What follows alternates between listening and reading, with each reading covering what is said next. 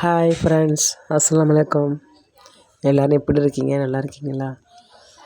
இந்த இலை பேர் மின்னலை. இது கண்ணுக்கு ரொம்ப நல்லதுன்னு சொல்லுவாங்க. இந்த இலையை சாப்பிட்டாக்கா நிறைய இடத்துல இந்த இலை கிடைக்காது. யாரெல்லாம் மின்னலையை பார்த்துருக்கீங்க? மின்னலை ரசம் வச்சு சாப்பிட்ருக்கீங்க? சில பேர் பருப்பு போட்டு சமைப்பாங்க. நான் மின்னலை ரசம் வச்சு பருப்பு கடைஞ்சிருக்கேன். ரசத்துக்கு இப்போ கொஞ்சோண்டு புளியை ஊற போட்டாச்சு. இதுக்கப்புறம் பருப்பு கடையிறதுக்கு வெங்காயம், பட்டை மிளகா, மஞ்சத்தூள், ஜீரகத்தூள் மட்டும் போட்டால் போதும். வெங்காயம் நல்லா வதங்கினதுக்கப்புறமே நெய் ஊற்றுங்க. பருப்புக்கு நிறையா நெய் போட்டால் தான் பருப்பு நல்லா டேஸ்ட்டாக இருக்கும். நீங்களும் உங்கள் வீட்டில் ட்ரை பண்ணி பாருங்கள். பருப்பு ரெடி ஆயிடுச்சு.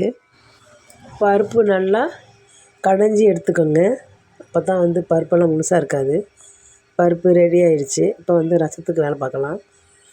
வெங்காயத்தை எண்ணெயில் போட்டு நல்லா வதங்கினதுக்கப்புறம் தக்காளி போட்டு அதுவும் வதங்கினதுக்கப்புறம் மின்னலையை நல்லா அலசி எடுத்து அதையும் போட்டு எண்ணெயிலே போட்டு வதக்கி எடுத்துக்கணும். இஞ்சி, பூண்டு, மிளகாத்தூள், மஞ்சள், ஜீரகம், கறி மசாலா அது மட்டும்தான் நான் போட்டிருக்கேன். நீங்களும் வீட்டில் இது மாதிரி செஞ்சு பாருங்கள். இதுக்கு நிறையா பருப்பு போட்டு அதில் கலக்கி விடணும். அப்போ தான் ரசமும் டேஸ்ட்டாக இருக்கும். பாய்.